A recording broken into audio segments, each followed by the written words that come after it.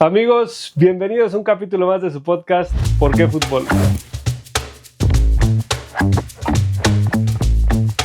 Hoy tengo el placer y el gusto de estar con un histórico del fútbol mexicano, un jugador ecuatoriano que hizo historia, Alex Aguinaga. Un gusto tenerte aquí. José Carlos, un placer. Todo ya tecnológico, ¿no? En nuestra vida se va cambiando. Del fútbol de las canchas ahora a las cámaras, a las redes sociales y a la televisión. Es correcto. Ahí estamos entrando apenas en ese tema, mi Alex. Oye, Alex, para platicar un poquito, ¿por qué empiezas a jugar fútbol? ¿De dónde viene el gusto? ¿Fue por la familia? ¿Tú solito? ¿Cómo empieza tu historia en el fútbol? No, fíjate que mi papá fue mi primer maestro, mi primer profesor, mi entrenador. Y los fines de semana que teníamos un poco de tiempo con mi hermano menor, que es un año menor que yo, íbamos con mi papá a jugar, ¿no? Y él nos iba enseñando todos los secretos de cómo patear la pelota, usar la pierna derecha, la pierna izquierda. O sea, era como entrenador. Sí, mi papá fue entrenador, jugó fútbol amateur, no profesional, y siempre estuvo ligado al deporte. Fue director deportivo de un colegio, bueno, coordinador deportivo en ese momento. También fue entrenador tanto de básquet como de fútbol. Y le gustaba todos los deportes, jugaba vóley también mi papá. O sea, él era multiusos y un deportista consumado, ¿no? Pero sí, él nos enseñaba y nos iba hablando, tema, la disciplina, todos los valores de un deportista, ser honesto, ser leal. Bueno, por la puntualidad era, pero fundamental en mi casa, la puntualidad ha sido importante. Y ahorita que te decía, yo llego a la tal hora, me atrasé 2 minutos y venía ya molesto porque el tráfico acá en México es una locura. O sea, además de la parte técnica del fútbol, también disciplina. Los valores, todos los valores que puedan estar ligados al deporte, porque puedes ser muy buen futbolista o no, pero si tienes disciplina, si tienes puntualidad, tienes honestidad, tienes lealtad, tienes el esfuerzo, la conducta siempre positiva, vas a llegar más lejos. Si no tienes eso, podrás sostenerte en algún momento un cierto tiempo por tu calidad, pero no va a alcanzar. Porque otros vienen con fuerza y aunque tengan menos calidad que tú, con esos valores te van a dar todavía ese impulso para llegar más lejos. Y así empezamos con mi hermano jugando. Luego, bueno, pues en la escuela y el colegio ya no era mi papá mi entrenador, sino entrenadores que dan del colegio. Y fui adentrándome en el fútbol, ¿no? Me encantaba, me gustaba, y lo hago y lo hacía por diversión. Nadie pensaba ni en lo económico, ni mucho menos. Hoy uno de los temas que tienen los chicos muy, muy arraigado es el tema de plata, monetario. Juego y ya quiero ganar. No, es ni juego y ya quiero ganar, mejor dicho. No es ni siquiera juego. Entonces, cuando me tocó a mí en algún momento hablar con algún chico, estaba como director deportivo en Necaxa, un chico de 15 años, y le digo, juegas bien, digo, ¿te gustaría venir a las categorías menores de las fuerzas básicas de Necaxa? Me dice, ¿cuánto voy a ganar? Dije, no, ¿sabes qué? Gracias. No, profe, lo digo, no, es que no estás hecho para esto, porque al final yo entiendo que hay dinero, porque hay mucho dinero, se mueve en el mundo del fútbol, pero primero tienes que quererlo, tienes que te guste, que lo hagas por placer, y después, bueno, el dinero viene por añadidura. En lugar de que te haya preguntado cómo me preparo, qué tengo que hacer, exacto, tengo que ir, ¿cuándo voy? ¿Con quién tengo que hablar? ¿A qué hora? ¿En dónde? Son preguntas básicas que te digo, oye, ¿que te gustaría jugar? Sí, pero me encantaría. ¿Dónde? ¿A qué hora me presento? O sea, ¿qué tengo que llevar? O sea, ¿qué papeles quiere? ¿Quiere que vaya mi papá? No sé, un montón de cosas que puedes preguntar. Y ¿cuánto voy a ganar? Esa es la última pregunta, inclusive, puedes realizar, o inclusive ni siquiera tienes que decirlo. O sea, tú te vas a ganar con el tiempo ese salario, ¿no? Que al final está bien, todos vamos a jugar por un dinero, somos profesionales, pero este chico, digo, así se pierden muchos. Qué fortuna que tuviste tú desde chiquito esta formación, ¿no? Que yo creo que platicamos de esto en el podcast también mucho, porque yo creo que comparto contigo que se ha perdido en México, especialmente en Ecuador, no lo sé, pero se ha perdido estos procesos de formación, ¿no? O sea, dejamos de tener en México formadores y justo nos concentramos en otras cosas como las redes sociales, el dinero, la fama. Es complicadísimo. Hoy es muy complicado. Yo entrené también equipos profesionales. Empecé como auxiliar de Manuel Lapuente, paz descanse, le mando un abrazo enorme a toda su familia y un beso al cielo a mi querido Manolo. Empecé como auxiliar en el América y después hice yo mi camino, fui a Ecuador, dirigí 4 equipos allá, Barcelona, Liga de Loja, Deportivo Cuenca, Liga de Quito, y 2 equipos acá en el San Luis y el Correcaminos. Y Y en ese interín, ese paso por el cuerpo técnico, por el banquillo, vi precisamente esto de los jugadores. Primero, ya no respetan jerarquías. No respetan al mayor, o sea, no respetan la autoridad. Ese irrespeto que se ha vuelto muy común. Lo vemos con el tema de los policías o de los militares o de las autoridades en general, la falta de respeto que tiene el joven y a cualquier edad, niños que respetan a sus padres, sí, a sus abuelos, y eso se ha dado en todo el mundo. Hablaba en algún momento con Paolo Montero, él estaba a cargo de la sub-15 de la Juventus, él jugó muchos años allá, y en su momento estaba de la sub-15, no sé dónde estará ahora Paolo, y comentábamos eso precisamente, de cómo se ha perdido el respeto a la autoridad, a la jerarquía en otros momentos, y no sé si te habrá pasado a ti, José Carlos. Yo llegué estoy hablando de los 80s y tú eres mucho más reciente. Yo en los 80s llegué a un vestuario, sí, y lo que hice fue quedarme parado con mi canastita de la ropa de entrenamiento a ver dónde había un espacio para poder sentarme o esperar hasta que el último se sentara y ver algún lugar. En algún momento me llamó uno de los grandes y me dijo, siéntate aquí. Hasta que te ganaste tu lugar. Sí, ahora se van, se sientan, y si dicen, no, este es mi lugar, no, olvídate, viejito, no sé qué, o sea, te tratan hasta mal. Sí, claro. El tema de las redes sociales, el famoso teléfono,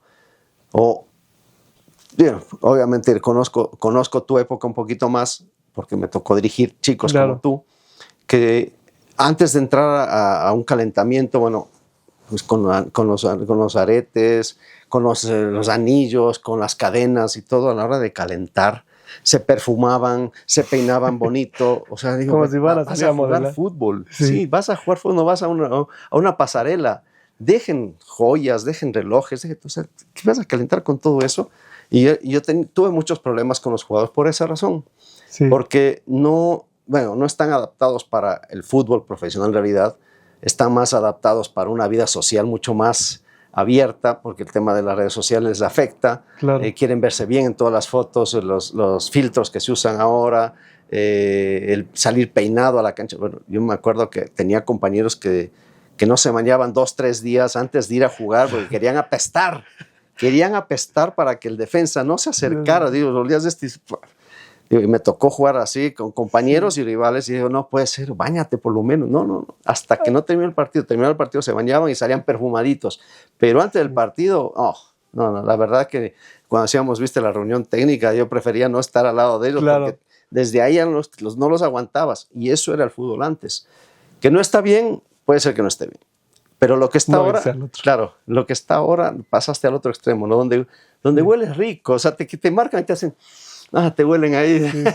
Dice, le vas a respirar a la nuca, ahora sí es real, porque ahora sí te gusta. El perfume, dice, oye, ¿qué perfume usas? Y todo.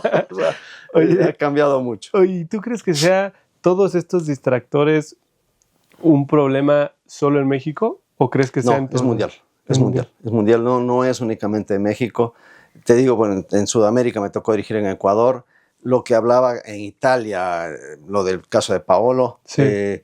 Y así es en todo el mundo. Tú te das cuenta y te fijas ahora qué es lo que se promociona, que se vende. Bueno, vemos a este chico Lamine Yamal, por ejemplo. Un jugadorazo, el chico, si sigue en ese plan, a ser Balón de Oro y lo ganará muchas veces, ¿no? Porque calidad le sobra. Pero ya empieza a hablar mucho, a ponerse igual demasiadas joyas, demasiadas cosas. No puedo decir que esté bien o mal, porque yo no lo hice, pero no quiere decir que esté mal. Yo no lo hice y no promuevo eso. Pero sí quita el foco de lo importante, ¿no? Es que, claro, lo importante es la cancha. Y además es donde lo haces bien. Sí. Afuera lo puedes hacer bien, regular o mal, que eso es una vida, debería ser privada. Ya no hay vida privada. Y obviamente el mayor culpable es el primero, el jugador. Claro. Te vas a una fiesta, estás ahí con tus amigos y sacas tomarte fotos y de repente dejas en evidencia a otros o te quedas tú mismo en evidencia, ¿no? De que fuiste de fiesta. Y aunque es normal, porque a mí me parece que cada tiempo y cada momento tiene que tener su lugar, y los jugadores igual lo deben saber, la gente que los mira, es decir, ya están borrachos, ya están de fiesta, perdieron y se fueron de juerga. Y de repente ese día no fue, sino que fue una foto de hace un mes que estaban bien, que habían ido a festejar el cumpleaños de uno de ellos, y no, ya, olvídate. Entonces hay que tener mucho cuidado con el uso de las redes. Hay maestría inclusive para el uso de redes, no solamente licenciaturas y escuelas para eso, pero digo, porque se vuelve en tu contra, sí, todo lo que es a favor. Y yo creo sobre todo que se nos ha olvidado, se les ha olvidado un poco a este tipo de jugadores el ejemplo que son para los otros jóvenes, ¿no? O sea, sí. Porque Lamil sale haciendo todo eso, entonces cualquier chico piensa que está al alcance de eso cuando realmente... Y más que el que está al alcance, que está bien. Claro, que está bien. O sea, si él lo hace, está bien. Sí, entonces su objetivo, justamente lo que hablabas, ya no se vuelve un objetivo deportivo de quererte superar, de querer ser alguien en la parte deportiva del fútbol, en marcar historia con algún equipo, sino en cuánto dinero voy a tener, qué coche voy a subir, qué me voy a vestir, pongo cadenas en los lentes así este tamaño, sí. El peinado, si me lo pinto, me lo dejo, los autos, como dices tú. Y eso muchas veces el director técnico, te digo, en este caso, me imagino que Hansi Flick debe tener un problema enorme, como sus compañeros también, porque no es fácil. Claro. Ya vimos que se peleó con Carvajal, que es el rival, pero son compañeros de selección. Hay muchas cosas que no lo entiende el jugador porque piensa además, y tú y yo lo pensamos en algún momento cuando jugamos, que no se va a acabar el fútbol, sí. que vas a seguir jugando, que vas a seguir facturando, que vas a tener dinero toda la vida. Y no te das cuenta de que todo cambia, todo fluye, todo va a variar y que todo se va a terminar. Sí. Y va a empezar otra cosa. Pero la gente en general piensa que esto es para siempre y los chicos, digo, te agarras la onda cuando tienes ya 34, 35 y estás muy cerca del retiro y es cuando dices, voy a trabajar, no, ya de repente perdiste tiempo. Y hay otros que mucho antes perdieron esa posibilidad. Sí, de acuerdo. Oye, Alex, para irnos un poquito más con tu parte, venga. ¿Cómo fue tu debut? Yo debuté en el 84. Había llegado en el 83 a las categorías básicas, en las categorías menores en Deportivo Quito. En esa época nada más se jugaba en las vacaciones. Eran como 2 meses y medio de vacaciones y aprovechamos para hacer los torneos ahí. Y eran solamente torneos provinciales o de ciudades, porque realmente era la ciudad de Quito, donde tenía varios equipos y las categorías menores se armaban en fin de año escolar y empezaba el torneo. Los equipos como Deportivo Quito, Nacional, Liga, no tenían categorías menores. Se armaban para ese momento. Los entrenadores de los equipos eran entrenadores de los colegios. Lo que sí había era un intercolegial y muy fuerte. Muy bueno el intercolegial en Ecuador, en Quito sobre todo, que me tocó vivir ahí, aunque yo nací en Ibarra. Era buenísimo porque te seleccionaban para su equipo. Mi entrenador, por ejemplo, era entrenador de la Universidad Católica. Yo soy hincha del Deportivo Quito y fui a jugar en Deportivo Quito. Y él me invitó a jugar en la Católica. Le dije, no, yo voy a Deportivo Quito. Sí. El del Deportivo Quito era el entrenador del colegio Santiago de Guayaquil, un colegio público. El mío era particular, el Marista. Y llevaba a algunos jugadores del Santiago de Guayaquil a jugar en el equipo. Y yo había jugado contra ellos en el intercolegial. Y bueno, ahí nos veíamos y nos reconocíamos porque habíamos jugado en el colegio. Y otros compañeros que jugaban en la Católica eran de mi colegio o de otro colegio, un Espelmo, por ejemplo, también, que también iban ahí porque eran hinchas de la Católica, o otros de Liga, y así era muy bonito. Sí. El primer año, en el año 83, que juego yo en ese prejuvenil, yo fui escogido porque hacían visorías, ¿no? Y entonces escogían a los jugadores. Me escogieron en el 83, yo tenía en ese momento 15 años y este era sub-17, ¿no? Pero ya a 15 años ya empecé a jugar. Me fue muy bien, fui mejor jugador del torneo, fui el goleador del torneo, aunque quedamos en segundo lugar, nos ganó Nacional, con un equipo muy fuerte en esas categorías en esa época. Sí. Y terminó el colegial. Terminó el torneo Y ahí tú eras 2 años más chico que la mayoría. Sí, que eran los otros sub-17. Al año siguiente, otra vez el intercolegial, juego contra mis amigos en alguna y mis rivales en otra. Y nuevamente ya voy a Deportivo Quito, pero ya no fui en calidad de visoría. Ya era como el jefe ahí, ¿no? Ya te habían visto. Llegó mi hermano, que era un año menor, y llegó a jugar también conmigo. Sí. El de 15 años, de 16. Y jugamos, otra vez fui el mejor jugador del torneo, era el goleador del torneo en ese momento, faltaba un partido para que termine el torneo en esa categoría y me invita el entrenador de primera división a debutar, a jugar con el primer equipo. Me dice, Alex, fuiste seleccionado para jugar la otra semana con Deportivo Quito en la categoría mayor. O sea, de una semana a otra tú ya estabas en el primer equipo. Sí, así fue. Y esa semana teníamos el último partido del torneo. Yo iba disputando el título de goleo con un compañero mío, Marcelo Vegas, era el centro delantero, yo jugaba de 10 y hacía muchos goles. Y yo tenía creo que 24, él tenía 21 goles, alguna cosa así. Y era el último partido contra Liga. No alcanzó el número de goles que yo tenía, entonces fui otra vez el campeón goleador. Pero lo gracioso, me invitan y yo digo, claro, ¿cómo no? O sea, el lunes te presentas a entrenar. ¿Tú con 16, 17 años? 16 años. 16 años, yo cumplo el 9 de julio y debuté en agosto. Ok. O sea, un mes después de cumplir 16. Y me presento a entrenar. Primer entrenamiento, es lo que te digo, o sea, me dieron la canastita, me quedé parado, esperando a ver qué pasaba. Yo ellos los veía jugar primero en el estadio, y ellos entrenaban después de que nosotros jugáramos en los torneos en las instalaciones del Quito. Los veía ellos acostados, o sea, jugando tenis balón, y nosotros jugando el torneo. Ellos ya me conocían a mí, porque iban y veían el partido de nosotros, previo a su entrenamiento. Entonces, cuando llego yo estoy así, uno de los mayores me dice, ven, siéntate aquí, me senté ahí, me cambié y salí rápido. O sea, haz de cuenta que y terminé de cambiarme afuera, amarrarme, las agujetas y demás. Ya estaba yo afuera esperando que salgan todos, estaba yo solito en la cancha. El entrenamiento era a las 9, creo, y yo desde las 8:40 ya estaba afuera, esperando que salieran todos. Fueron saliendo, llegó el entrenador, habló conmigo. Me dice, bueno, vas a jugar este fin de semana, hoy vamos a hacer un poco de fútbol con los que no jugaron el día sábado, y bueno, juegas con un grupo, perfecto. Sí, yo digo, ya sabía que el entrenamiento, él había sido entrenador de la sub-19 en el 83, sub-19, sub-20 en ese momento. Entonces ya lo conocía, él me conocía a mí. Y empieza el entrenamiento, bueno, primero los equipos, arma ahí, y yo jugaba en el tercer equipo. El segundo equipo era los que no habían jugado el partido anterior, los suplentes más otros jugadores, y en mi posición había un chico que ya había debutado, ya llevaba varios años jugando, era suplente. Y en la primera jugada, en una pelota dividida, yo voy lealmente, pongo el pie para trabar, normal, leal. Y bueno, recibí un planchazo con la plancha arriba, el codo en la boca, y no, con mucha fuerza, o sea, fue a pegarme. Y bueno, obviamente me pegó.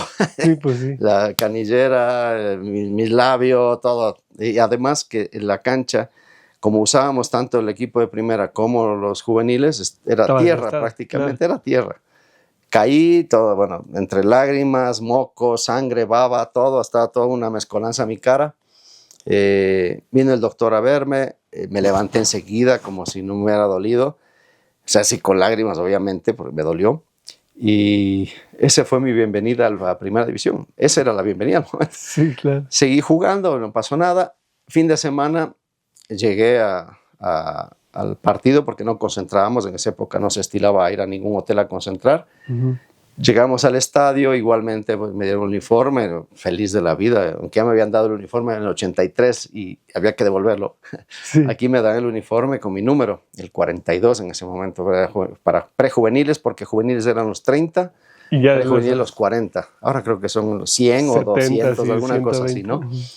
Y me dan el uniforme, bueno, me pongo, estoy listo, ya cambiado para calentar, para jugar lo que sea. Calienta el equipo titular, vamos al medio tiempo y me dice, calienta bien, vas a entrar. Bueno, yo sabía que iba a entrar, pero no sabía qué onda, ¿no? ¿A qué hora? Entré al medio tiempo, sale un amigo Colorado Andrade, sale él, Alberto, entro yo al cambio y vamos 1-1, ganamos 2-1 ese partido, y me creerás que no me acuerdo cómo jugué. No me acuerdo cómo jugué. No me acuerdo. O sea, aparte cayó granizo. Llovió en el primer tiempo. No, el segundo tiempo fue fantástico.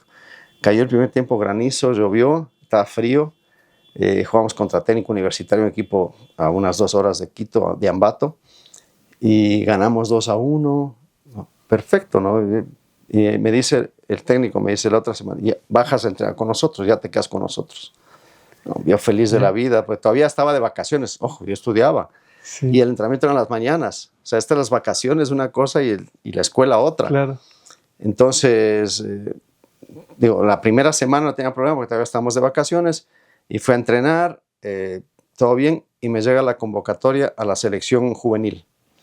Tenía que presentarme antes del domingo, tenía que presentarme en Guayaquil, ya con la selección juvenil. Éramos un grupo de 80 chicos que nos íbamos a entrenar ahí y esos iban a jugar el torneo, bueno, no los 80, hacia su selección de 18 jugadores para jugar en Juventudes de América en el 85, que era en enero del 85, en Paraguay.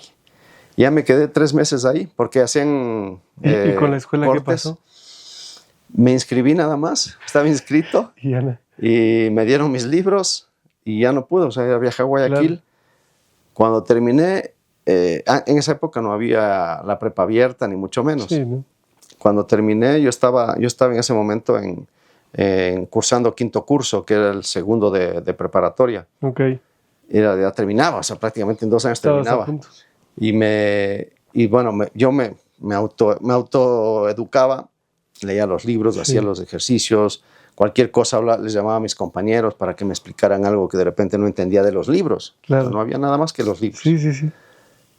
Y termina, bueno, mi participación fue, haz de cuenta, me quedé en Guayaquil 3 meses, vino el torneo que fue, estoy hablando de agosto, ¿no? Luego vino septiembre, octubre, noviembre y diciembre, me quedé en Guayaquil hasta que terminó. Bueno, no, miento, porque la primera semana fui a clases en Quito y estaba el equipo concentrado porque iba a jugar la liguilla que ya también había en esa época. Y estudié una semana y después ya fui a Guayaquil y pasé ahí hasta que se jugó el torneo en enero. Y viajamos a Paraguay. Pasé Navidad, Año Nuevo. Concentrado. O sea, en otra ciudad que no era la mía. O sea, literalmente de una semana a otra tu vida en el fútbol me cambió todo, pero me gustaba. O sea, me gustaba el reto. Claro. Más que, ¿Tú ya estabas decidido por eso? O sea, ¿tú cuando te llaman? No, porque no tenía ni siquiera contrato. O sea, no tenía un contrato de profesional. Sí. Había debutado, pero no tenía contrato, era prejuvenil. Al año siguiente, regresando de este torneo, voy a la escuela y obviamente ya estuve estudiando un poquitito, aunque tuve que cambiarme. Después me cambié a un colegio nocturno, pero antes te cuento este año todavía, me llaman a la selección prejuvenil, a la de mi edad, sub-17. Okay. Entonces a esa ya fuimos en marzo. Entrené en febrero, desde que llegué a enero. Estuve creo que una semana en la escuela y en marzo arranqué. Para esto, ya en Deportivo Quito me querían hacer un contrato. Okay. Entonces dije, sí, regresando del torneo, firmamos un contrato. Termina este torneo, quedamos en tercer lugar por atrás de Argentina, que jugaba el hermano de Diego Maradona, jugaba Hugo, estaba el arquero Miguel, que vino a Santos en algún momento, José Miguel. Okay. Estaba también Fernando Redondo, ahí, y el goleador Pedro Salaverry, que también vino creo que a Pachuca, y Flores, otro chico de los argentinos que me acuerdo. Salaverry fue el goleador del torneo y fui segundo a un gol de él. Él hizo 11 y yo hice 10 goles, o 12 y 11, algo así. Y Hugo Maradona también hizo como 10 goles en ese día, ese torneo. Bueno, Argentina hacía muchísimos goles. Claro. Quedamos otros terceros, calificaban los 3 primeros al Mundial. Y nos sacan a nosotros del Mundial para invitar a la Academia Tahuichi Aguilera, que era una de las academias más fuertes de Bolivia. Ahí salió el Diablo Echeverri, Platini Sánchez, muchos de ellos de esa época. Entonces califica Argentina a Brasil y se va a Bolivia al Mundial. ¿Y ustedes ya habían ganado el boleto? Claro, pero obviamente nos dijeron que iban 3 al Mundial, sí. Pero ya de antemano habían invitado a la Academia de Tahuichi Aguilera. O sea, eso fue antes del torneo. Sí, claro. Nosotros no sabíamos, nosotros jugamos y... Me avisaron y ya. No, digo, calificamos, no calificaron. Regreso de ese torneo prejuvenil y en Deportivo Quito ya hago un contrato. Ok. El contrato, que no me acuerdo si eran 8,000 sucres, no sé qué habrán sido $80, quizás, no sé, alguna cosa así. Porque aparte fluctuaba mucho el dólar ahí. Sí. 8,000 sucres. Y empiezo a jugar. Y obviamente trataba de estudiar, me daba el tiempo para estar. Yo estudiaba en la tarde y en la mañana entrenaba, en la tarde estudiaba. Y pues, los últimos 2 meses. Porque prácticamente estaba yo, marzo fue el torneo. marzo, en abril, mayo, ya venían los exámenes de finales. Me presento para los exámenes finales y me dice el inspector, que es el, ¿cómo dicen acá? Procurador, no sé. ¿Director? El director, bueno, es que hay un puesto director, el inspector es como el que genera. ¿El prefecto? O prefecto, ¿Puede creo que es ser? el que Ok. Entonces, me dice, no, Alex, tú no puedes dar los exámenes. ¿Por qué no viniste? Por ausencia pierdes el año. No, Digo, pero estuve representando a mi país, o sea, 2 claro. torneos estuve. Dice, lo siento, pero pues, aquí tienes menos del 20% de asistencia. En lugar de apoyarte. Dije, pero, pues, entiéndame. Digo, es más, digo, ok, tómeme el examen. Si no paso, perfecto. Okay. O sea, estoy de acuerdo que no entiendo, no sé, y me quedo otro año en quinto. Me dije, no, lo siento, no puedo. Y me salió lo Aguinaga y le dije, acuérdese, le dije al inspector, acuérdese de este momento, dice, porque no van a decir, ahí me salió el orgullo y sí. la vanidad, no van a decir que Alex Aguinaga se graduó en este colegio, no van a poder decirlo por su culpa. Me lo encontré ya cuando el joven en la selección ya era Alex Aguinaga, en ese momento me lo encontré al licenciado y me dice, Alex, qué gusto, le digo, licenciado, ¿cómo está? Dice, ¿se acuerda lo que le dije? Como si fuera ayer, me dijo. Me acuerdo perfectamente, pero te felicito y todo. Yo sé, entiendo su parte también. Claro. Digo, no estaba bien porque yo fui, todavía le peleaba ahí. Yo fui a representar a mi país y no me dieron la oportunidad. Pero bueno, él estaba también, dentro del reglamento no había que si tú representabas al país o ibas a pelear en las Fuerzas Armadas, te iban a dejar la oportunidad de avanzar. Me cambié a un colegio nocturno, termino mis estudios en un colegio nocturno. También igual con los mismos problemas, ¿no? Porque a veces tenía que viajar, tenía que concentrarme con la selección. No fue fácil. Pero lo lograste. Pero lo logré y el fútbol fue eso para mí, ¿no? Después del debut, que ahora nos extendimos mucho, era precisamente el hacerlo por placer. O sea, cuando empiezo a jugar y me hacen el contrato, yo no tenía ni idea. Claro. O sea, me dicen, te voy a dar 8, me hubieran dicho, te voy a dar 1. Decía, gracias, yo le firmaba igual. Oye, ¿cuántos años jugaste en Quito antes de irte a Necaxa? Arranqué en el 84, en el 89 vine para acá. Pasaron 5 años. Y los 5 años fueron así, ascendente completamente. Y llegó un momento en que ya no podía subir más. Tenía un techo. ¿Estando en Ecuador? Estando en Ecuador, porque aunque iban buenos jugadores, algunos seleccionados en Sudamérica, eran contratados, pero ya no me sentía que podía crecer, o sea, yo necesitaba más retos. ¿Y cómo se presentó lo de Necaxa? Cuando viene lo de México, en el año 89, yo estaba jugando la Copa Libertadores contra el Nacional de Medellín, el equipo de Higuita. Qué buena copa, ¿no? La que gana, claro, es hermosa. Y que lo gana el Nacional de Medellín y contra Millonarios de Colombia. El otro equipo ecuatoriano era el Emelec. Van los directivos a Sudamérica. Panchito Hernández, que en paz descanse, igualmente Emilio Díaz Barroso, van a ver jugadores en América, en Sudamérica. Antes se estilaba ir, y Panchito Hernández era de los que iba a ver a los jugadores. No se quedaba nada más con el video. Iba y los veía, visitaba a sus familias, veía cómo comía, cómo se comportaban los entrenamientos, hablaba con o sea, era un contacto integral. Totalmente, buscaba todo, no únicamente un buen jugador de fútbol. Y eso creo que Panchito, mis respetos, ¿no? En todo, iba a Argentina, Brasil, Chile, Paraguay, Perú, a donde sea, a buscar jugadores. Y justo pasa porque iba a ver a los colombianos del Atlético Nacional de Medellín, que era uno de los equipos que más sonaba, porque aparte Colombia en el contexto mundial venía una etapa importante con el Pibe Valderrama, con René Higuita, con equipo. Leonel Álvarez, sí, un equipazo. Sí. Era un equipazo, el Tino Asprilla, el Tren Valencia y todos ellos. Van para Quito, justo teníamos nosotros el partido, empatamos 1-1, yo anoto un gol y René Higuita anota de penal. Entonces quedamos 1-1, pero a mí me fue muy bien ese día. Y me habla Luis Aguirre, que en ese momento no era mi representante, un uruguayo, representante él. Conocía a los representantes, a Panchito y a don Emilio. Y me dice, oye, hay interés del fútbol mexicano. ¿Te gustaría ir? Le digo, sí, yo quiero salir. Yeah. Tuve oportunidades de salir y por algunas razones, yo desconozco también algunas, no pude salir del fútbol ecuatoriano. Me dice, ok, ¿tienes representante? Le digo, no. ¿Quieres que te represente? Le digo, sí. Pues, si me vas a ayudar a salir, claro. ¿quieres que te firme algo? Le dice, no, no te preocupes, ya luego arreglamos eso. Mañana a la noche vamos a estar en el hotel tal, en Quito, vamos a cenar con ellos, así que ahí nos vemos. ¿Y tú tenías contrato con Quito? Yo tenía contrato con Deportivo Quito. Pero aparte del contrato, que es otra historia, te contaré luego. Llego yo al hotel, pues llegamos, me dice, vente una media hora antes, conversamos algo, y él me dijo a ese momento, dice, déjame hablar a mí, tú tranquilo, yo soy tu representante y voy a ver lo mejor para ti. Bueno, perfecto. Hablé con ellos, Necaxa era el equipo interesado en ese momento. Okay. Nosotros tenemos 2 equipos, Necaxa y América. El equipo al que queremos que vayas es Necaxa.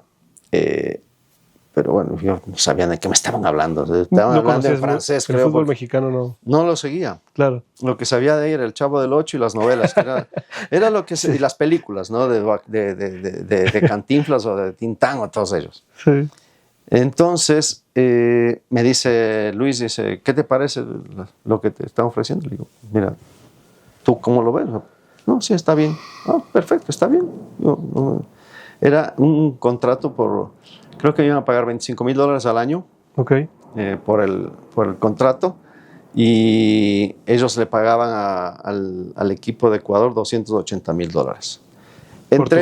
Entre ellos ya se pusieron de acuerdo, firmaron una carta y yo lo dije de palabra, voy a México. Ya está de palabra, entonces no se preocupen. Sí. No traían para contratos ni nada más, sino simplemente era como para ver, pero ya, estamos cerrados. Con el equipo sí cerraron. Antes, si tú querías irte a un lado, olvídate, era donde ellos te mandaban. Así era. Claro. Pero dije, bueno, ok, perfecto, no hay problema, quedemos en que voy para el fútbol mexicano. Un mes después, un poquito más de un mes, 2 meses quizás, estábamos jugando la Copa Libertadores todavía y viene gente del Millonarios de Colombia que me quiere contratar. Año 89. Y hablan con los directivos del Quito y le ofrecen $500,000 por mi pase. El doble prácticamente de lo que me estaban dando en México. Vienen los directivos del Quito y me dice, Alex, mira, ahí está esta opción de Colombia.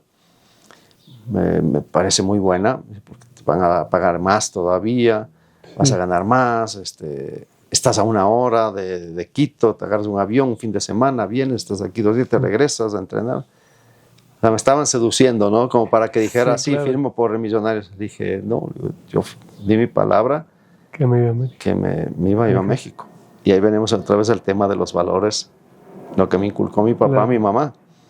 O sea, la lealtad y respetar tu palabra. Sí. O sea, el respeto a tu palabra por sobre todas las cosas. Y más que no habías firmado ni contrato ni nada. No, yo podía decir no voy. ¿Sí? O sea, podía decir no voy porque no tenía nada que me podían ligar, ni demandar, ni mucho menos. Y le dije, no, yo voy a México.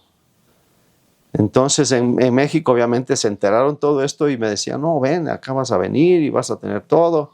Digo, sí, tranquilo, yo sé. O sea, por mí no se preocupen, yo voy. Y así me entrevistaban y me llamaban y me decían, me volvían loco también acá en México. Pero yo estaba decidido. Sí. Se juega la Copa América en Brasil. Jugamos contra Argentina, jugamos contra Uruguay, el que le ganamos a Uruguay, empatamos con Argentina, vamos contra Bolivia y Chile era nuestro grupo. No nos fue tan bien, aunque le ganamos a Uruguay, empatamos con Argentina, que era el campeón del mundo del 86. Sí. Vamos contra el Diego y Ruger y todos ellos. Y fui uno de los mejores jugadores del torneo. Se acerca el Milán de Italia. No conmigo, sino ya con el director técnico de la selección, con Dusan. Y dice, oye, este jugador, dice, no, ya está vendido al fútbol mexicano. No te creo. Sí, ya está. Pero ¿qué posibilidades hay? Dice, mira, no sé, pero creo que lo vendieron en $280,000. Y dice Fabio Capello, que era el director deportivo del Milán en ese momento, dice, lo hubiéramos dado hasta $3 millones. No. Y me dice Dusan, dice, hubieras ido, porque me contó todo esto. Le digo, no, porque ya di mi palabra para ir a México. Me dice, pero es Milán, porque es un yugoslavo, Dusan Draskovic. Sí. Pero es Milano. Sí, le digo, yo sé, pero digo, no puedo faltar a mi palabra. Claro. Eso me educaron, así me enseñó mi papá. Ya te habías comprometido. Sí, y vine acá a México. Llegué, después de esto vino me hacen una entrevista con la camiseta del América, porque la gente de acá le había pedido a la gente de Ecuador, la prensa de Ecuador, que me haga un reportaje con la camiseta del América. O sea, ya me puse la camiseta del América y salí en un reportaje con la camiseta del América. Sí. Y yo venía al América, ya no venía al Necaxa, sino al América. Y a mí me daba lo mismo, no sabía ni del América, Necaxa, Pumas, Cruz Azul, no sabía nada de ningún equipo ni el torneo mexicano. Sí. Ese año fue campeón el América, en el 89. Entonces venía el campeón supuestamente. Termina la eliminatoria, porque aparte jugamos Copa América, lo jugamos eliminatoria. Jugamos un partido contra Paraguay en Guayaquil el 24 de septiembre del 89. Ganamos 3-1, hice el primer gol. Voy a Quito el lunes. Me había casado recientemente con mi esposa. Sí. Y el martes agarramos maletas y nos vinimos. Martes 26 de septiembre llego yo acá. Y el 29 de septiembre debuto en Guadalajara contra Tecos. Ganamos 1-0 y yo anoté el gol. O sea, ese fue así todo. Te cuento así rápido, pero fue muy chistoso todo. Oye, ¿y después cómo fue la historia entre la América y el Necaxa? O sea, ¿qué pasó al final entre ellos? No sé yo qué pasó, pero yo viajaba para América. O sea, todavía sabía que viajaba a América. Que a mí me daba exactamente lo mismo. Vuelvo y repito. No por faltar el respeto ni al América, ni al Necaxa, ni a ningún otro equipo mexicano. Pero no sabía. Yo simplemente quería salir de Ecuador. Quería salir de Ecuador. Cuando llego al aeropuerto me recibe Panchito Hernández. Me recibe el profe José Jesús Pérez, que en paz descanse, y me recibe el licenciado Jorge Romo, también que en paz descanse. Yo venía con mi esposa recién embarazada y me ponen un pin del Necaxa. Dice, bienvenido al Necaxa. Y yo dije, ¿al Necaxa? Sí, es que... y ahí me iban contando en el trayecto del aeropuerto al hotel. Sí. Me dice, sí, lo que pasa que América ya tiene los extranjeros, el cupo de 4 extranjeros lleno. Acabaron de firmar con Cecilio de los Santos, creo que fue el último extranjero en firmar. Y pues vas a tener que ir con nosotros al Necaxa. No, tengo un problema. Dice, los extranjeros son Hugo Caballero, jugador paraguayo, era Irineo Parmigiani Jr., un brasileño, Wilmar Cabrera, seleccionado uruguayo, que yo lo había visto jugar, un jugadorazo, y tú. Y venía también Javier Ferreira, paraguayo, que habíamos jugado el fin de semana, habíamos jugado los dos. Sí.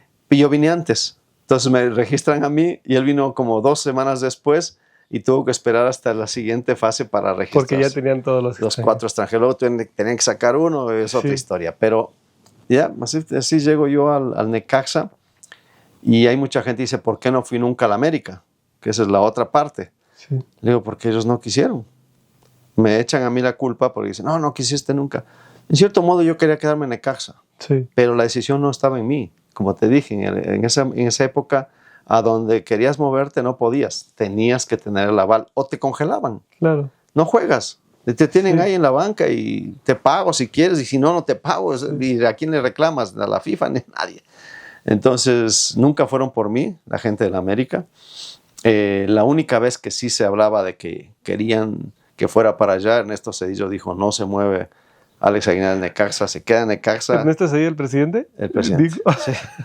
Que lo dijo ahí al Güero Burillo, que era el presidente de la comisión de los 3 equipos, Atlante, Necaxa y América. Le dijo, pues, puedes mover a todos menos a Alex Aguinaga. Entonces me quedé ahí. ¿Te quedaste ahí? Oye, sin duda la mejor época de Necaxa, ¿no? Todos los años que estuviste. Bueno, yo no me tocó la de los 30, que fue la mejor, una de las mejores. Claro. Es fútbol amateur todavía, o semi-profesional. Pero de la época de Necaxa reciente, los mejores 10 años que tuvo Necaxa, bueno, yo estuve 14. 14 años estuviste. Del 89 al 2003. Tuvimos 6 finales de liga, ganamos 3. Tuvimos una final de la Recopa que la ganamos, una Copa de México que la ganamos, una CONCACAF que ganamos también, que nos permitió ir al Mundial de Clubes, que quedamos tercero. O sea, fue la mejor época del Necaxa. Además, igual nos sacaban jugadores y venían otros y Necaxa seguía funcionando. Seguía bien. Inclusive salió Manolo, vino Arias y seguía funcionando. Sí, un equipo brutal. Oye, ¿qué se siente ser un símbolo de la afición del Necaxa, del equipo? Pues, obviamente todos ganamos tanto las buenas como las malas. Claro. Si haces buenas cosas, te van a hablar mejor. Si haces malas, te van a putear por todos lados.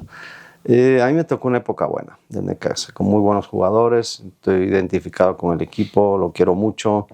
Me da coraje cuando hacen malas cosas porque creo que lo pueden hacer mejor siempre. Pero también digo, no es mi plata. Entonces, cuando venden jugadores, pues es un negocio y lo respeto porque pues, son los que invirtieron dinero y quieren recuperarlo. Está bien. Sí me da coraje porque digo, podrían sostener quizás el equipo 2, 3 torneos o años, como pasó en nuestra época, los 90, pero sé que no es así. Y lo entiendo. Sí, no me gusta, pero lo entiendo. Sí, lo entiendes por la parte administrativa, ¿no? Claro. Por la parte del negocio. Entiendo porque ellos son los que ponen la plata, porque muchas veces dices, hey, no hagas esto, no hagas lo otro. Sí, a ver, bueno, la cartera no es tuya, es la que yo invertí y mete mucho dinero y bueno, aunque sí, entendemos como aficionados que podría haber otras fórmulas, ¿no? Claro, sostener un poco más el equipo, si eres campeón lo vas a vender mejor, pero bueno, hay momentos en que no puedes soportar los bombazos de billetes que te dan. Sí, estoy de acuerdo. Y es lindo que te quieran, que te respeten. Hoy, subí una foto con Manolo, que falleció. Subí una foto cuando yo fui su alumno, como auxiliar, y estábamos en el América. Entonces subí una foto con el buzo del América, el Pants del América, y Manolo igualmente con el Pants del América. Se ofendieron muchos necaxistas porque pensaban que, ¿cómo esa camiseta? No, ¿cómo esa camiseta? Tienes un montón de uniformes con el Necaxa, con Manolo, podrías ponerla. Es que yo lo puse, o sea, mi mensaje era al maestro Manuel Lapuente, que fue mi mentor en ese momento como director técnico. No como mi profesor o mi entrenador, sino como mi mentor. Entonces, yo entiendo que la gente no lo va a comprender y tampoco los voy a convencer, ni mucho menos. Hay mucha gente que dijo, no, es que ya no está identificado. Un montón de pendejadas. Es un hecho que hablar del Necaxa es hablar de Alex Aguilar. Es lindo, pero te digo, o sea, hay mucha gente que, digo, los aficionados que son mucho más arraigados, todo les ofende. Sí, todo les ofende. Entonces no puedes quedar bien ni con el Dios ni con el diablo. Entonces vive tu vida, haz lo que tú sientas, lo que sientas de corazón, sin ofender a nadie, sin insultar a nadie, pero entendiendo que pues, son situaciones que vives. Lo que pasó a Manolo, que se nos va en una edad temprana, pues nos afecta, nos duele a todos, a los que estuvieron más cerca, más todavía, a los que lo vieron campeón al Necaxa con Manolo, pues obviamente les afectará en su medida. Totalmente.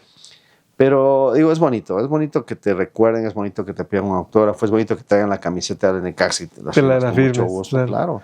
Oye, ¿cómo era para ti estar jugando en Necaxa en ese momento y también con la selección de Ecuador? ¿Notabas alguna diferencia en el nivel? ¿Cómo llevabas esto? Sí. A ver, fíjate, con Necaxa calificamos primero al Mundial de Clubes y después calificamos con la selección al Mundial de Selecciones. Era nuestro primer Mundial. Ya cuando calificamos al Mundial de Clubes, le decía al Team Delgado, que era mi compañero también ecuatoriano, le digo, mi Team, ya tenemos un Mundial por lo menos. No hemos llegado con la selección, pero ya llegamos con un club. Sí. Ahora vamos por el Mundial de Selecciones, o sea, para que califiquemos con Ecuador, y lo conseguimos. El Team era mi compañero, tanto en Necaxa como en la selección, hicimos muchísimos goles y yo le puse muchísimas pelotas para que pueda anotar el Team. Fue campeón goleador acá en ese año. Correcto. Y después en la selección, bueno, hizo muchísimos goles. Se cansó de hacer goles el Team. Y era chévere porque, bueno, igual viajábamos los dos, estábamos ahí, jugamos y regresamos otra vez con el Necaxa y volvíamos a jugar. Y el nivel del fútbol mexicano en esa época era muy bueno. ¿Mucho mejor que el de Ecuador? Sí, mucho mejor que en Ecuador. O sea, el nivel del fútbol mexicano era mucho mejor que el nivel del fútbol ecuatoriano en general. Sí. Y la selección, obviamente, pues nos armábamos para jugar. Bueno, nuestra selección o nuestra época jugábamos contra Rivaldo, Ronaldo, el campeón del mundo del 2002 fue Brasil. Sí. Él fue la eliminatoria. Y jugábamos contra la selección de Bielsa, ¿no? Que estaba el Cholo Simeone, Javier Zanetti. ¿Qué nombre? El Burrito Ortega. Era una selección muy fuerte, que se queda en primera ronda, pero ellos fueron los primeros de la eliminatoria, sacaron como 10 puntos, creo, al segundo que fuimos nosotros y nosotros le ganamos a Brasil el segundo lugar, que siempre era Argentina, Brasil, Brasil, Argentina. Y siempre ¿Y ustedes quedaron en segundo lugar en ese eliminatorio? Nosotros terminamos segundos, con 31 puntos, atrás de Argentina nada más, y ganándole a Brasil, Paraguay, esas selecciones, Colombia también, fuertes, que era de las más fuertes. Y pasamos nosotros al Mundial. O sea, fue ¿Y qué tal fue vivir el Mundial? Para mí fue muy feo. Primero, hermoso porque llegas por primera vez a un Mundial. Sí. Nos toca el grupo Italia, México y Croacia, y en ese orden jugamos. El partido contra Italia yo me desgarro en la zona posterior al minuto 35, 40. ¿Era el primer partido? El primer partido contra Italia. Me lesiono, salgo de cambio, el segundo tiempo lo veo en la banca, perdemos 2-0 con Italia, 2 goles del Toro Vieri. Siguiente, bueno, y ojo que lo dominamos a Italia, pero pues Italia era Italia y en 2 pelotas largas nos hicieron los 2 goles. De todos los años que estuviste con la selección, ¿era el mejor momento de esa selección? ¿Era el mejor fútbol? No, la del 98 para mí fue mejor. 98, mejor selección. Además yo también estaba mucho más joven, tenía 30 años. La del 94 tenía 34 y además había pasado un momento difícil con Necaxa ya con la participación. Después del regreso del Mundial, peor todavía, terminó saliendo. Claro. Y saliendo de Necaxa por una relación con directiva, con Justino Compeán y con Raúl Arias, ¿no? Pero bueno, esa era otra historia. Y fue duro porque me pasé yo prácticamente en terapia. Yo hacía 2 y 3 terapias al día. Mis compañeros entrenaban y se iban a la tarde a conocer. Yo no conocí nada. O sea, yo conocí el consultorio del doctor.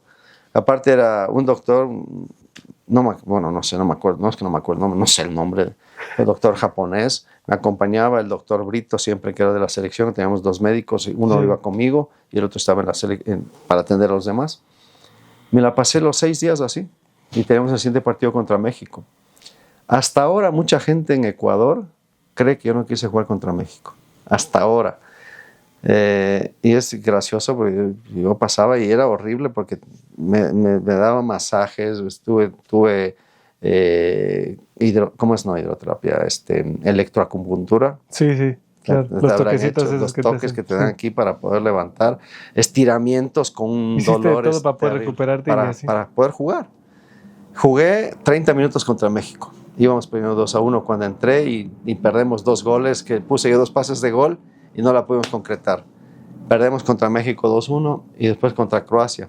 El partido, yo entré faltando 5 para el primer tiempo, también estaba de cambio, pues estaba lastimado.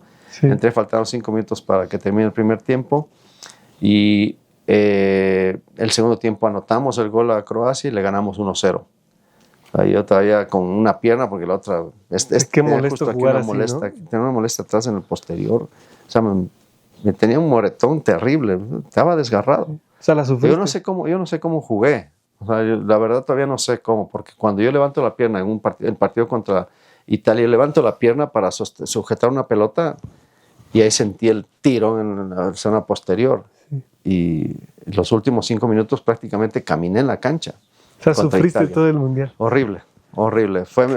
Al Mundial fue mi papá, mi suegro, mi esposa y mi hijo. Fueron los 4 en un tour aparte como para seguir a la selección. Sí.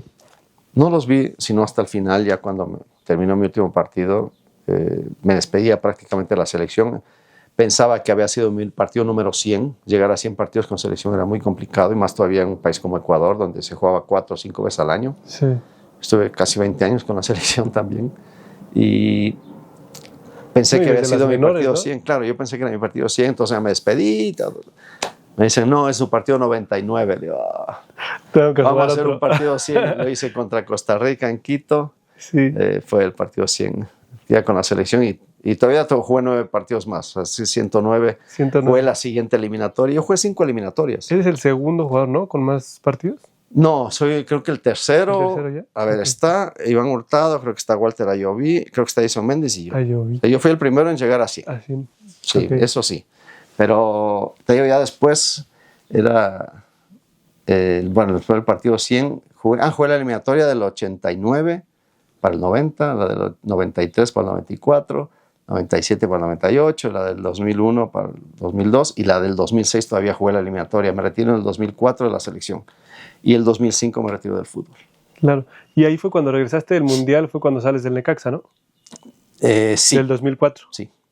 Sí, 2002 yo salgo, 2003 yo salgo de Necaxa. Claro.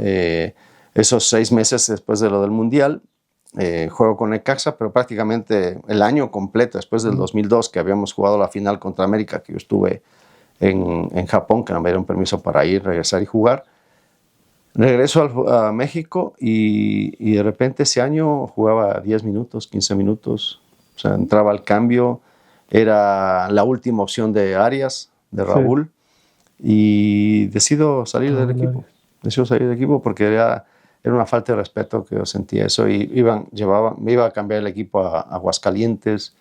Ya desde ese año. En ese año, o sea, no fui a Aguascalientes porque iban ya preparando el viaje para Aguascalientes. Okay. Y no, ya decidí yo salir de ahí porque digo, no iba a ir en esas condiciones a Aguas. ¿Y llegó un momento en el que después de tantos años te cansaras un poco?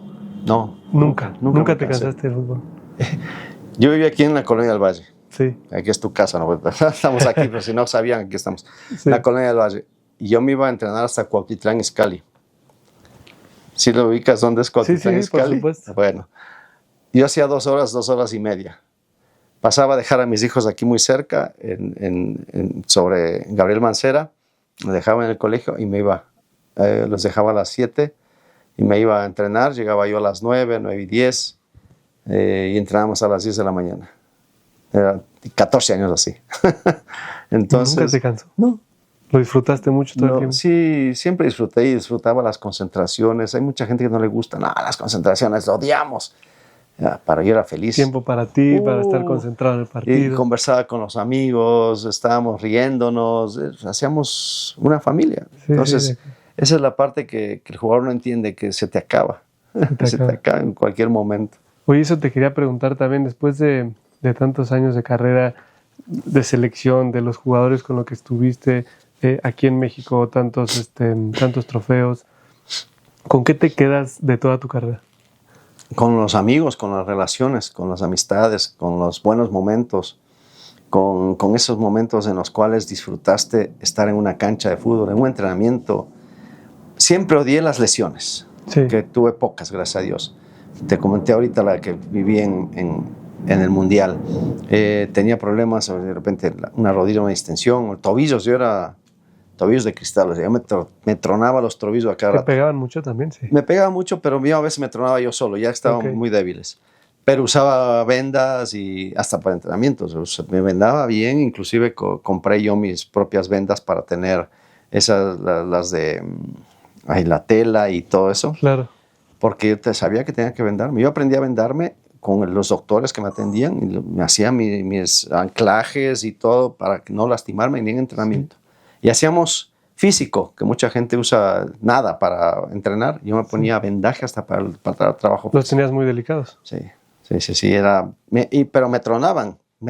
O sea, yo escuchaba el tronido y se me inflamaba, me ponía hielo, al otro día estaba para entrenar y para jugar. Pero era muy doloroso. Eso es lo que sí no extraño, gracias a Dios.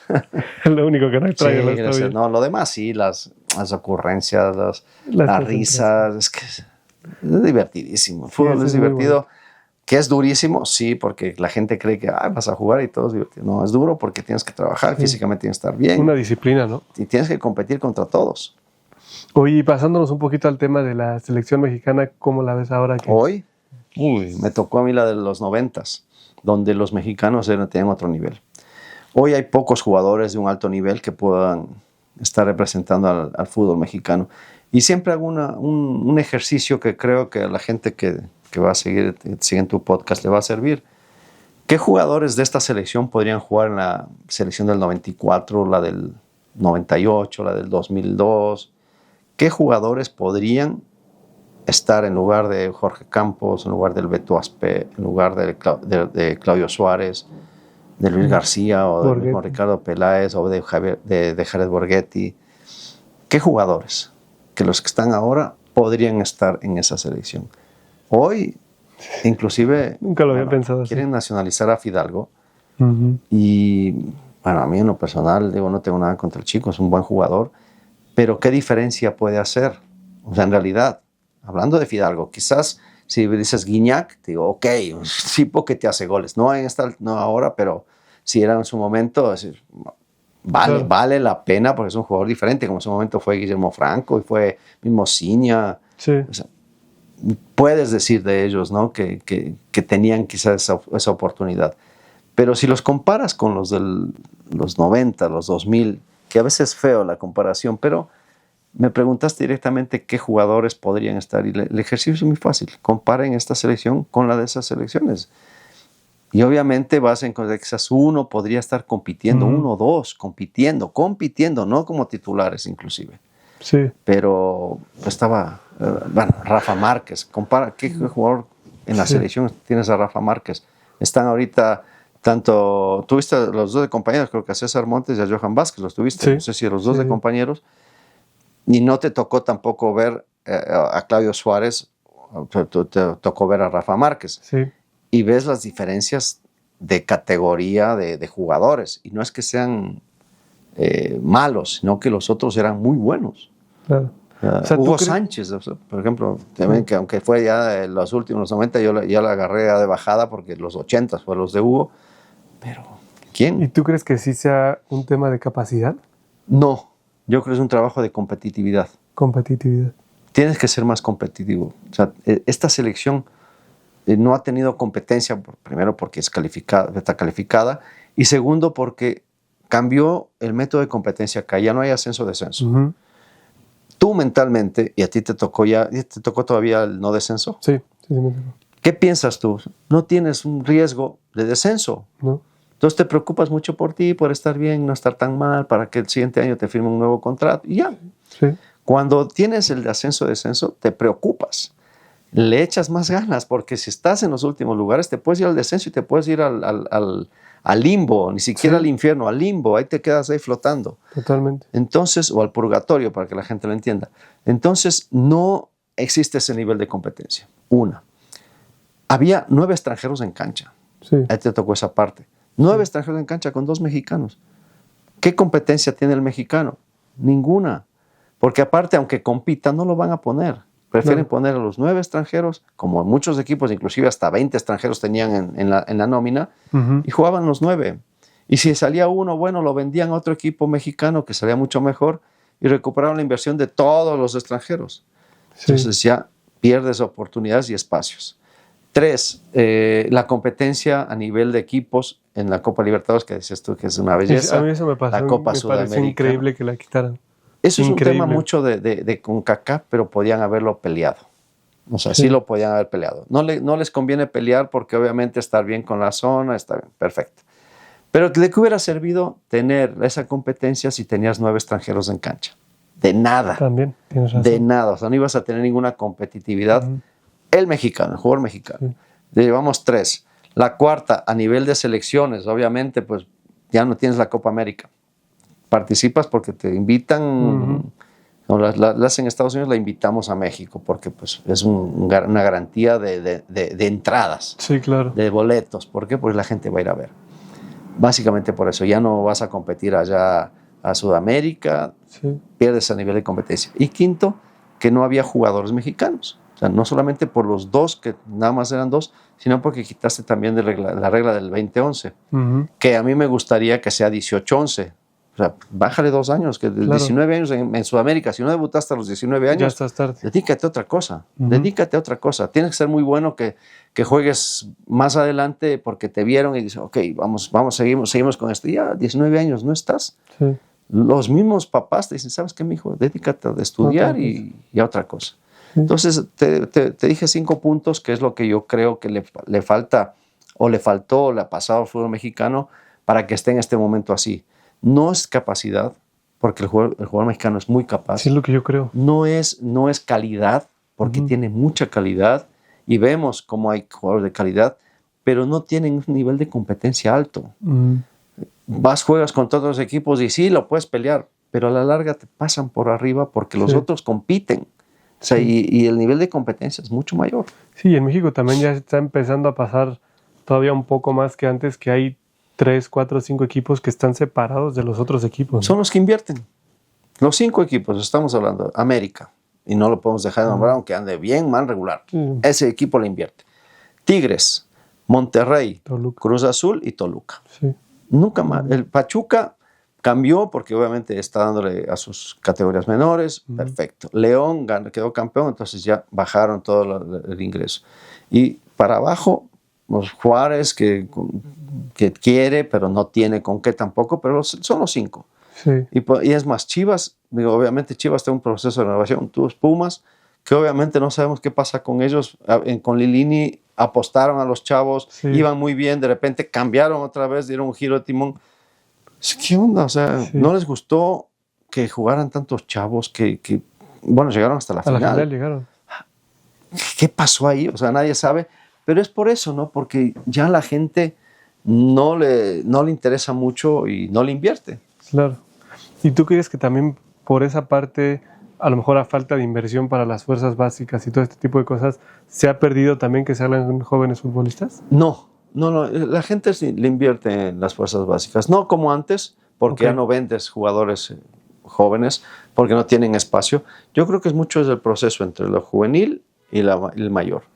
Ya más arriba. Claro, más arriba. ¿No? Porque primero no debutan jóvenes. Siempre debutas 21 o 22 años. El caso de la Hormiga, por ejemplo. La Hormiga tiene 22 años. Sí. Es un chavo que tenía que haber jugado hace mucho tiempo atrás. Tiene calidad. Por ejemplo, hablamos de calidad, el tema de jugadores que si tienen o no esas capacidades. O sea, vemos que sí hay. Tardó en debutar. Sí. Tarda en debutar. ¿Por qué? Porque digo, hay otros adelante que están formados. Y estoy hablando de un equipo de puros mexicanos. Imagínate en los otros equipos donde contrata extranjeros. No estaría jugando. No tienes espacio. Sí. No tienes espacio. O sea, prefieren un extranjero regular a malo que un mexicano bueno, pero que es proyecto y no sabemos cómo va a reaccionar. Claro. No sabemos. El otro es seguro de que ya lleva jugando algunos años y si sale bueno, lo vendemos como extranjero a cualquier lado del mundo. Sí, Al totalmente. mexicano es muy difícil venderlo. Primero porque piden una millonada. O sea, ya hablamos de este chiquito Gilberto Mora. No, ya dijeron que 40 millones, 20 millones cada pierna. Puede valerlos, claro, y puede valer mucho más. Pero saliendo del fútbol mexicano con 16 años, 17 años, tienes que darle su tiempo de madurez. Claro. No hagas comentarios que le afecten directamente al chico. No, pues lo mismo decían de Chofis López, ¿no? De jugadores Chofi, claro. O sea, que los apodos nunca me gustaron, pero bueno. O sea, Eduardo. Sí, que te digan Chofis. Sí, la entiendo. O sea, en su momento, algunos jugadores anteriores también le decían Wendy y todas esas cosas que no me gustan. O sea, por lo menos era como que apodos mucho más de fútbol, ¿no? Que el Guerrero, alguna cosa así, pero bueno.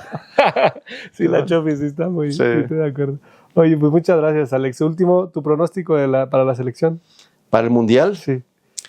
A ver, el hecho de ser cabeza de serie va a tener rivales a modo la primera etapa. Después habrá que ver las combinaciones, pero yo sí lo veo entre los... entre los 16 equipos serían cuartos de final, ¿no es cierto? Sí.